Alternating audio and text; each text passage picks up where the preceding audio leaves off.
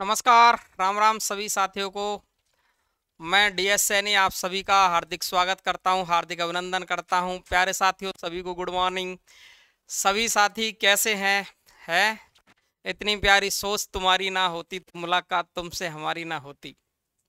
इतनी प्यारी सोच तुम्हारी ना होती तो मुलाकात तुमसे हमारी ना होती। तरसते रहते ऐसी दोस्ती के लिए, यदि चाहत तुम्हारी ना होती।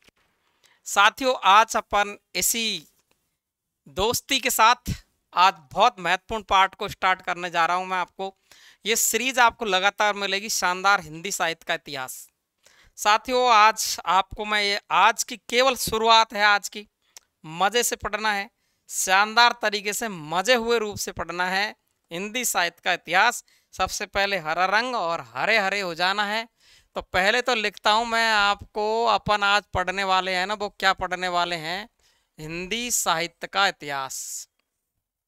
हिंदी साहित्य का इतिहास। हिंदी साहित्य का इतिहास। बहुत डर लगता है ना तुमको इससे, है ना? हिंदी साहित्य का इतिहास। देखो, हिंदी आपके दोनों ही तरह के शब्द शुद्ध है। वैसे अगर और ज्यादा शुद्ध आप लिखना चाहते हो तो हिंदी अपन ज्यादा शुद्धि आपकी ये मानी जाती है ना भाई। कोई दिक्कत नहीं है, शुद्धि अशुद्धि में बता देंगे आपको। तो देखिए, ये हिंदी साहित्य का जो इतिहास है आपका, इसको अपन पढ़ने जा रहे हैं आज। बहुत शानदार तरीके से पढ़ेंगे, बहुत ही शानदार तरीके से, जानदार तरीके से समझेंगे अपन।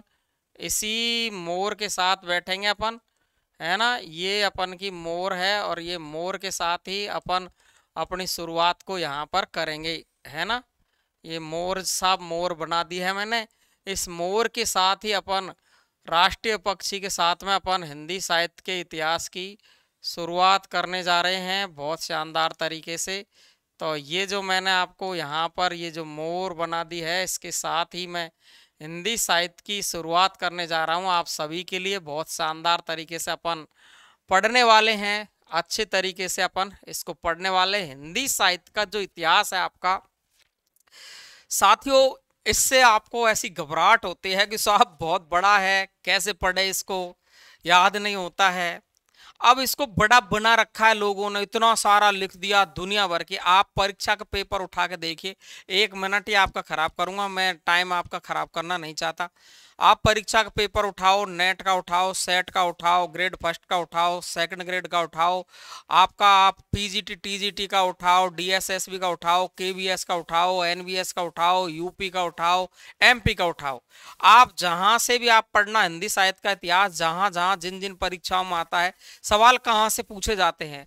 अब इसमें दुनिया भर का कोई अध्यापक आपको रटा देता है, दुनिया भर की सारी चीजें दिमाग में घुसने की कोशिश करते हैं, दो दो तीन तीन चार चार रजिस्टर आपके भर जाते हैं और सवाल आते ऊपर ऊपर से। आप उठा के देख लो, मैं इसमें कोई भी गलत न मैं किसी अध्यापक की आलोचना करना चाहता हूं और न मैं कर रहा हूं। मैं मेरा कहने का मतलब यह है कि आप इतना योग पढ़े। अब बात यह आती कि सर हम योग को कैसे छांटे, बस इतना सा ही तो है।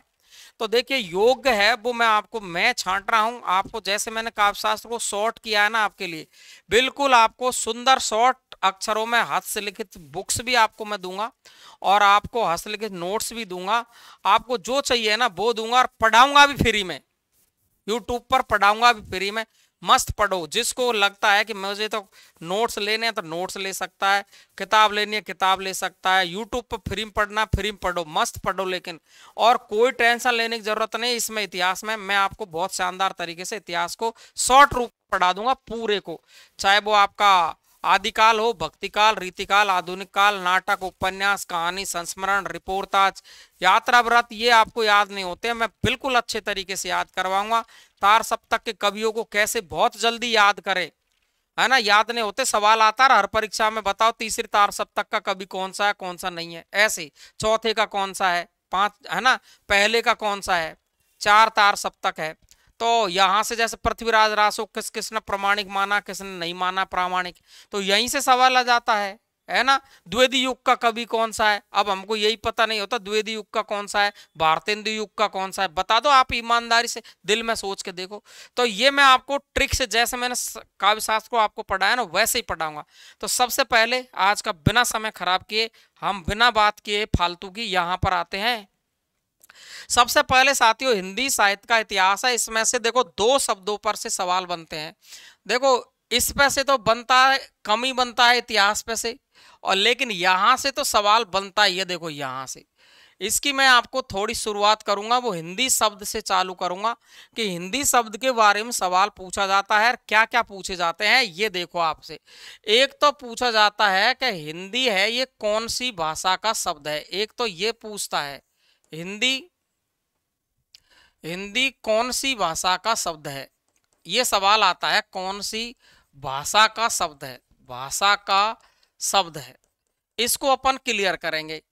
और हिंदी शब्द की उत्पत्ति पूछता है एक, हिंदी शब्द की उत्पत्ति, हिंदी शब्द की उत्पत्ति, हिंदी शब्द की उत्पत्ति पूछता है, हिंदी शब्द की उत्पत्ति पूछता है। एक पूछता है हिंदी शब्द की उत्पत्ति का क्रम, हिंदी शब्द की उत्पत्ति का क्रम, उत्पत्ति का क्रम, एक सवाल ये पूछता है। अब देखो हमको एक एक सवाल पर निगाह रखनी पड़ेगी बारीकी से, आज का परीक्षक है वो अंदर घुसता ही चला जा रहा है, अंदर घुसता ही चला जा रहा है। तो देखो इस हिंदी शब्द पर कई विद्वानों के अलग अलग मत है, लेकिन हमको ऐसी टेंशन में बिल्कुल नहीं आना है। परीक्षा में आज तक जो पूछ लिया है, पहले जो मान लिया है ना इसका जवाब, वो क्या मान लिया है वो आपको देखना है। तो वही आपको देखना है क्या मान लिया है इसका जवाब, वो मैं आपको बताने वाला हूं। तो साथियों यहां हम जो बात करेंगे हिंदी कौन सी भाषा का शब्द है। देखो कुछ विद्वानों का मानना तो ये है कि एक फारस की खाड़ी है ईरान में, वहां फारस की खाड़ी है, वहां पर कुछ लोग रहते हैं, वो नाक द्वार से बोलते हैं। अब नाक द्वार का मतलब क्या है, नाक द्वार का मतलब यह है कि वायु जब वो बोलते हैं तो मुख द्वार के अलावा नाक द्वार से भी बाहर निकलती है, समझे आप बात। तो वो नाक द्वार से बोलना हुआ, यानी अनुनासिक वर्णों की तरह बोलते हैं, तो वो सैको है बोलते हैं, इस तरीके से वहां के लोग बोलते हैं। तो फारस की खाड़ी के किनारे एक भाषा विकसित हुई फारसी, फारस की खाड़ी के किनारे कौन सी भाषा विकसित हुई, एक फारसी भाषा विकसित हुई। तो देखो इस सवाल का जवाब है पहले का, पहले सवाल का जवाब है प्रश्न नंबर उत्तर नंबर एक, उत्तर नंबर एक का है ना भाई। तो देखो ध्यान से इसका जवाब है कि यहां एक भाषा विकसित हुई फारसी। तो कई विद्वानों का, ज्यादातर का, अधिकतर का जो मानना है वो तो है कि हिंदी शब्द की उत्पत्ति वो फारसी भाषा से हुई है, लेकिन यहां ईरान में थी इसलिए इसको ईरानी भी कह देते हैं, कुछ लोग इसे पारसी भी कह देते हैं। क्या कह देते हैं, पारसी। क्लियर है। अब तुम कहोगे सर विकल्प में एक मिलेगा, तीनों, तीनों कभी नहीं मिल सकते हैं, इनमें तीनों में से एक ही मिलेगा। कौन सा, फारसी मिले या ईरानी मिले या पारसी, तीनों का मतलब एक ही है, लेकिन नंबर एक पर आपको ये ही रखना है, फारसी। बात कहते हैं साहब हिंदी शब्द की उत्पत्ति किस शब्द से हुई है, तो यहां तो आप ध्यान रखेंगे फारसी। हिंदी शब्द की उत्पत्ति किस शब्द से हुई है, तो आपको मैं यहां लिख रहा हूं सिंधु। देखो ये जो फारस की खाड़ी है यहां सिंधु नदी बहती है, और सिंधु नदी के किनारे जो रहने वाले लोग हैं वो ही तो बोलते हैं नाक द्वार से। तो देखो सिंधु नदी के किनारे रहने वाले लोग हैं, तो सिंधु से ही ये हिंदू बना, और हिंदू से ही ये हिंद बन गया, फिर हिंदी बन गया, ऐसे शब्द बदला। तो हिंदी शब्द की उत्पत्ति किस शब्द से हुई है, सवाल ये पूछेगा, तो सिंधु शब्द से। तो देखो उत्तर नंबर दो, उत्तर नंबर दो का उत्तर क्या हो गया आपका, सिंधु, जो मैंने वहां पर लिख दिया है।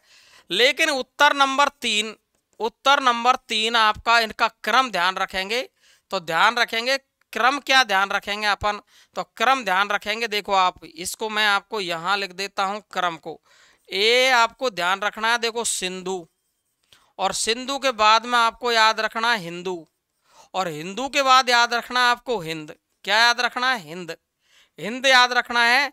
और हिंद के बाद में इसका नाम पड़ गया है हिंदी, और आजकल विद्वान इसको शुद्ध रूप में मानते हैं, वो है ये हिंदी, बिंदी वाली। कहा है देवनागरी लिपि में कि आजकल हम पंचम वर्ण को बिंदी के रूप में लिखने लग गए हैं, इसीलिए ज्यादा शुद्ध बिंदी वाला माना गया है। और ये भी कहा है आजकल प्रथम वर्ण को हम बिंदी के रूप में लिखने लग गए हैं, किंतु एक वर्ग के दो अनुनासिक वर्ण यानी दो पंचम वर्ण एक साथ हो, एक जैसे एक वर्ग के, तो उन्हें बिंदी के रूप में कभी भी नहीं लिख सकते। जैसे सम्मेलन में दो में है तो उसको बिंदी में नहीं लिख सकते, सम्मान में दो में है बिंदी के रूप में नहीं लिख सकते। ठीक है, क्लियर है। तो देखिए तीनों सवालों का जवाब आपके पास में आ चुका है। हिंदी कौन सी भाषा का शब्द है, तो फारसी का है। हिंदी शब्द की उत्पत्ति किस शब्द से हुई है, तो सिंधु से हुई है। हिंदी शब्द की उत्पत्ति का शब्द सही क्रम है तो आपका सिंधु, हिंदू, हिंद, हिंदी, और ये आपका हिंदी एक ही है, ये दोनों का मतलब ऐसे शुद्ध अपन लिख सकते हैं। क्लियर है। अब बात आती है कि इस हिंदी शब्द की उत्पत्ति तो बता दी सर, लेकिन ये हिंदी शब्द सर्वप्रथम कहां मिलता है लिखा हुआ, ये भी सवाल पूछ लिया गया है। तो एक विद्वान हुए सरफुद्दीन यजदी, क्या है, तो मैं इधर ले लेता हूं आगे, आपको ये बात समझ में आ गई हो तो देखो एक विद्वान हुए सरफुद्दीन यजदी, आपको देखना है हिंदी शब्द का उल्लेख, हिंदी शब्द का उल्लेख, हिंदी शब्द का उल्लेख।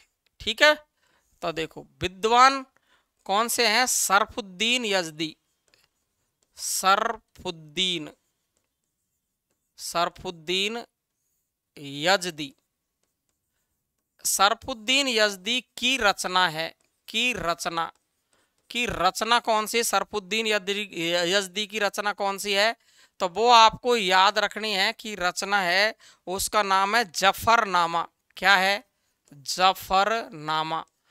जफरनामा में हिंदी शब्द का उल्लेख मिलता है ना। रचना जफरनामा में हिंदी शब्द का उल्लेख मिलता है, हिंदी शब्द का उल्लेख मिलता है। क्लियर है क्या ये बात। अब ये उल्लेख मिलता है, इतना सा ध्यान रख लेंगे। अब इसमें कचरा पानी पड़ने की आवश्यकता क्या है भाई, मिलता है। क्लियर है। अब ये जफरनामा नाम से तीन कवियों की रचना है। जफरनामा से देखो आपके सबसे अधिक प्रेम आख्यान लिखने वाले कवि माने जाते हैं जान कवि। तो जान कवि ने भी जफरनामा नाम से एक रचना लिखी है, ये बात आप ध्यान रखेंगे साथ में ही, जान कवि। और दूसरी एक आपकी जो अकबर की काली करतूत है, उसको भी एक जफरनामा नाम से ही रचना लिखी गई है, वो भी आप याद रख लेंगे साथ में ही। लेकिन जो मूल रूप से है वो आपको ये याद रखना है। ठीक है, सरफुद्दीन यजदी की रचना जफरनामा में हिंदी शब्द का क्या मिलता है, उल्लेख। क्लियर है। अब बात आती है कि ये तो साहब आपने हिंदी शब्द खोल दिया, अब बात आती है हिंदी साहित्य का इतिहास। तो देखो इतिहास में से कोई सवाल यहाँ पूछा नहीं जाता है, लेकिन मैं थोड़ा सा आपको इतिहास के बारे में बता देता हूँ। ये शब्द आपका इतिहास, इतिहास की बात करें तो दो शब्दों से बना है, कई जगह पर अलग अलग शब्द बता रखे हैं। इति धन हास शब्द से बना है इतिहास, है ना। और इसका मतलब होता है कि ऐसा ही था या ऐसा ही हुआ, है ना। इतिहास का मतलब क्या है, ऐसा ही था, ऐसा ही था, ऐसे भी ले सकते हो आप इसका अर्थ। और ऐसा ही हुआ, ऐसा भी ले सकते हो, ऐसा ही हुआ, ये भी आप इसका अर्थ ले सकते हो। लेकिन इससे क्या मतलब होने वाला है, कोई मतलब नहीं है, कोई सवाल ऐसा पूछेगा नहीं कि इतिहास का मतलब क्या है। और जो इतिहास कोई सा भी हो, उस इतिहास के जनक है या जन्मदाता है, वो प्रवर्तक है, वो माने जाते हैं हेरोडोट्स। तो आपको इतना सा ध्यान रख लेना है कि इतिहास के प्रथम व्याख्याता है वो हेरोडोट्स है, बस इतना सा। ऐसा ही था, ऐसा ही हुआ, है ना। और जिसकी निश्चित समाप्ति हो चुकी है, ऐसा भी कह सकते हो, जिसकी निश्चित समाप्ति हो चुकी है, जिसकी निश्चित समाप्ति हो चुकी है, जिसकी निश्चित समाप्ति हो चुकी है। ठीक है, ये भी अपन कह चुके हैं। तो ये भी इतिहास का अपन मतलब ले सकते हैं। इतिहास के यदि हम देखें प्रथम व्याख्याता, तो आप देखें इतिहास के प्रथम व्याख्याता, तो देखो ये इतिहास है और इतिहास के प्रथम व्याख्याता है, प्रथम व्याख्याता। इतिहास के जो प्रथम व्याख्याता है राजाओं, वो है आपके हेरोडोट्स। हेरोडोट्स कौन है, हेरोडोट्स है राजाओं, हेरोडोट्स है राजाओं, है ना।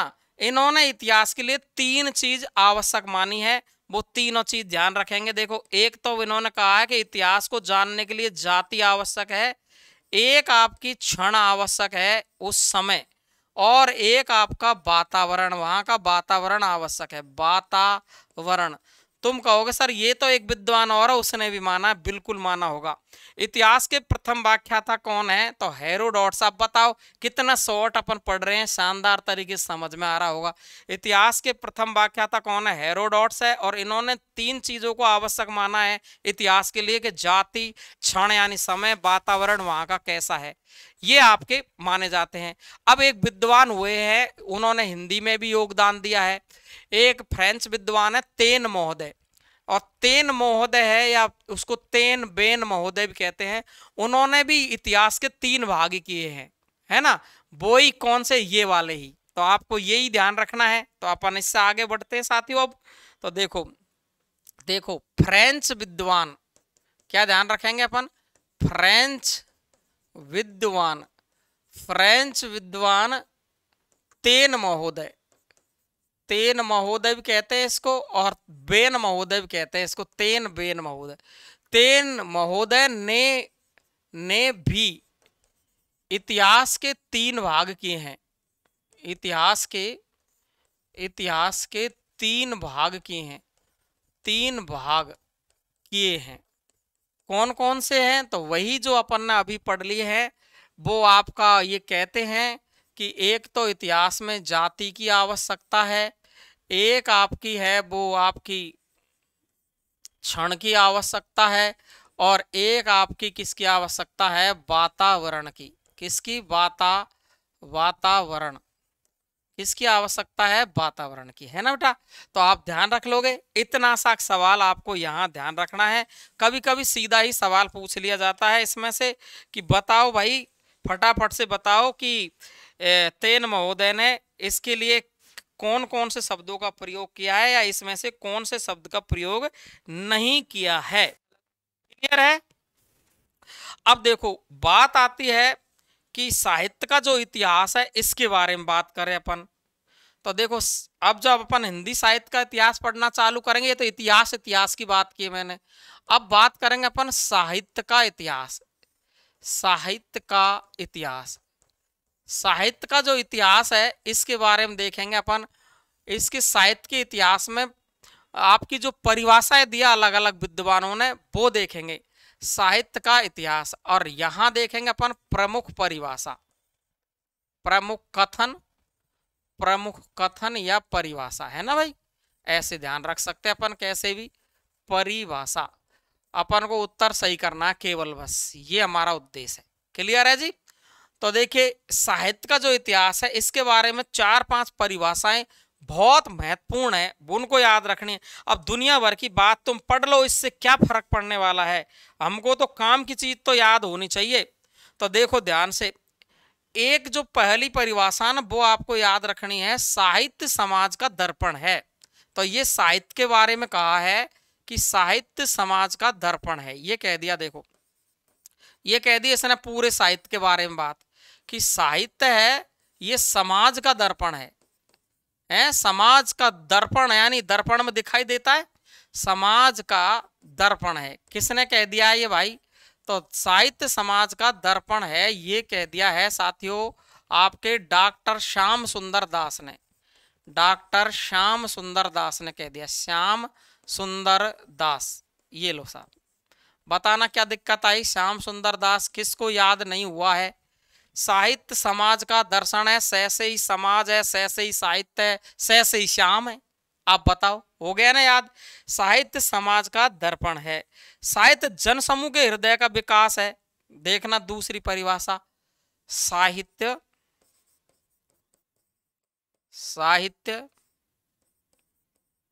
जनसमूह के हृदय का विकास है, हृदय का विकास है। अब देखना किसको याद नहीं होगा, ये विकास है, वैसे ही विकास है, और वैसे ही बालकृष्ण भट्ट है। ये लो, बालकृष्ण भट्ट।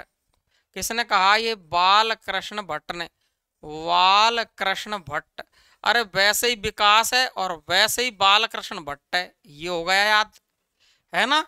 एक प्रमुख परिभाषा देखो बहुत मजेदार वाली, जो बहुत ज्यादा पूछी जाती है ना, है ना। ज्ञान राशि के संचित कोष का नाम ही साहित्य है। ज्ञान राशि के संचित कोष का नाम, संचित संचित कोष का नाम, संचित कोष का नाम, संचित कोष का नाम ही इतिहास है या साहित्य है ना। संचित कोष का नाम ही क्या है, इतिहास है या साहित्य। वैसे साहित्य के बारे में अपन पढ़ रहे थे, साहित्य लिखो आप तो, उसका नाम ही साहित्य है। ये किसने कहा है, ये तो बहुत ज्यादा फेमस रहा है, ये तो बहुत ही ज्यादा फेमस रहा, बहुत ज्यादा सवाल आता है। तो बताओ कौन है ये, महावीर प्रसाद द्विवेदी। कौन है, महावीर प्रसाद द्विवेदी।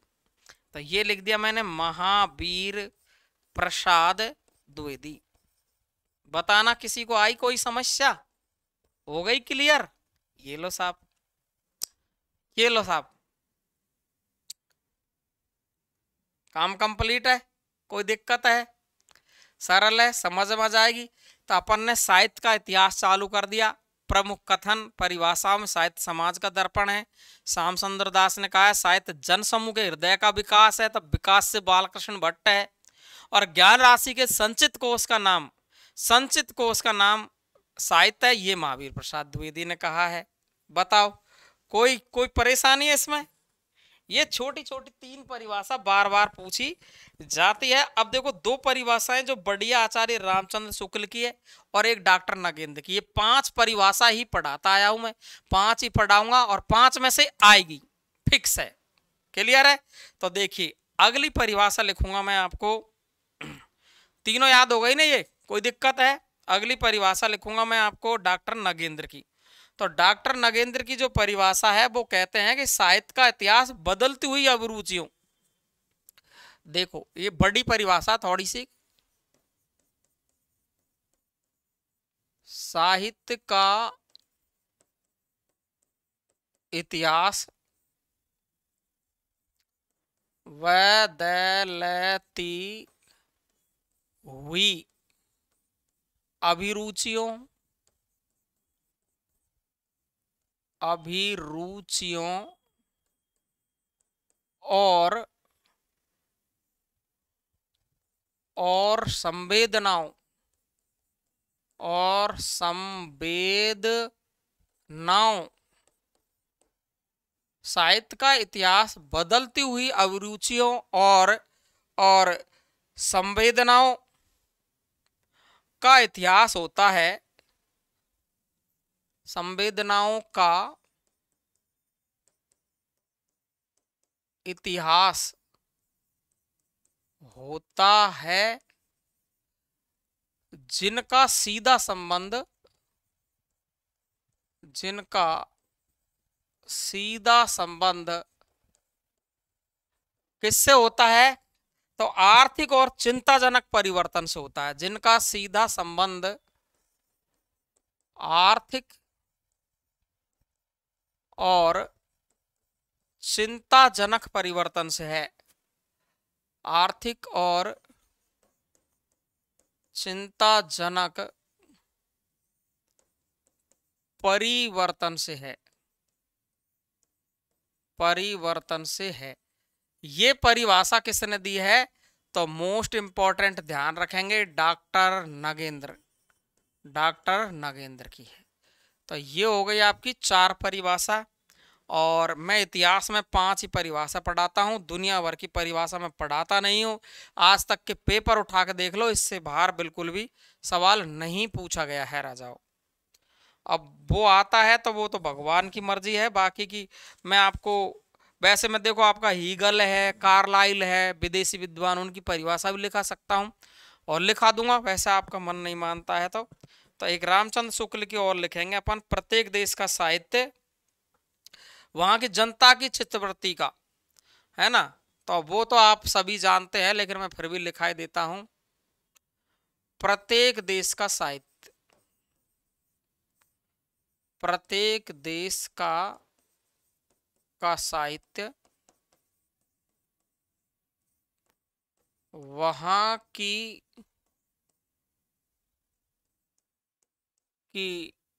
जनता की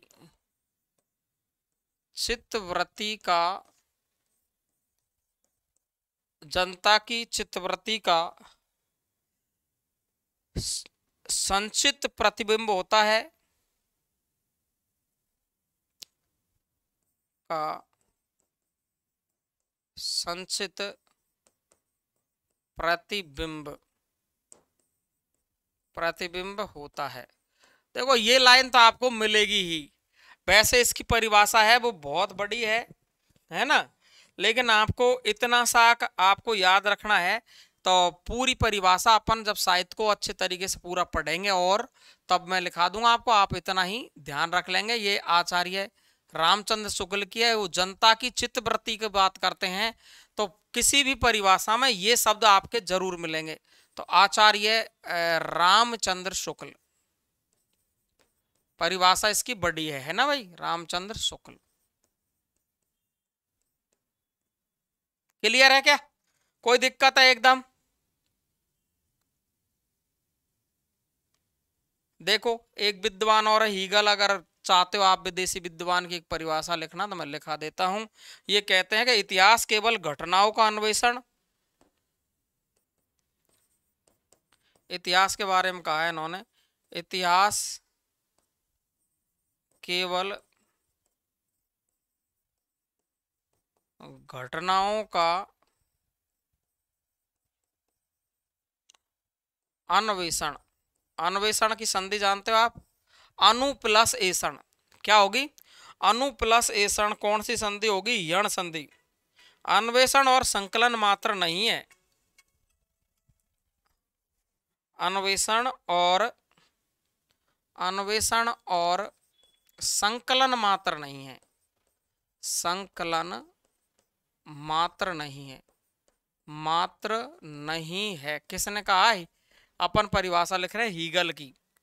तो देखिए क्या कह रहे हैं, इतिहास केवल घटनाओं का अन्वेषण और संकलन मात्र नहीं है, और क्या है तो उन्होंने क्या कहा है, अपितु उसके भीतर कार्यकरण श्रृंखला, अपितु उसके भीतर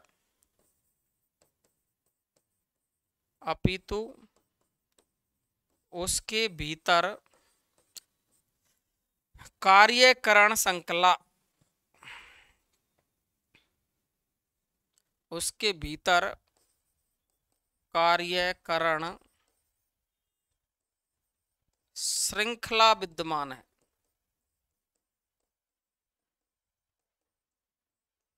ये आपका विद्वान हीगल ने कहा है, हीगल, याद रख लेंगे।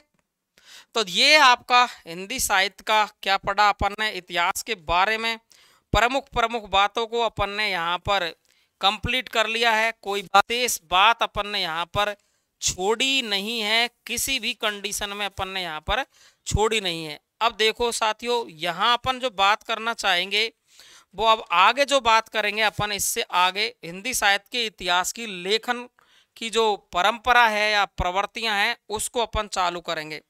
तो हिंदी साहित्य के लेखन की पद्धति वो मैं आपको डिटेल अगली क्लास में पढ़ाऊंगा, लेकिन बता देता हूं मैं कि हिंदी साहित्य के लेखन की जो पद्धतियां हैं उसके बारे में अपन चर्चा करेंगे आगे। हिंदी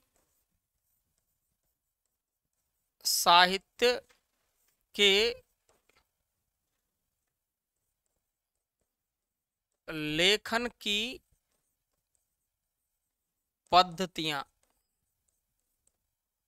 ये चारों, ये अपन आगे पढ़ेंगे। मैंने अभी आपको इतिहास के बारे में बताया है, अब अपन जो चार पद्धति है उसके बारे में एक एक की डिटेल पढ़ेंगे कंप्लीट। ये पद्धति पढ़ेंगे आगे चल के। देखो एक तो ये पढ़ेंगे कि ये वर्णानुक्रम पद्धति कौन सी होती है, वर्णानुक्रमी पद्धति, ठीक है, वर्णानुक्रमी पद्धति। एक अपन पढ़ेंगे कालानुक्रमी, कालानुक्रमी पद्धति, है ना। एक पढ़ेंगे अपन विधेयवादी पद्धति, विधेयवादी पद्धति है ना, विधेयवादी पद्धति।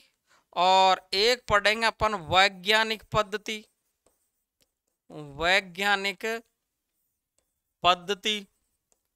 और एक पढ़ेंगे अपन सामाजिक पद्धति,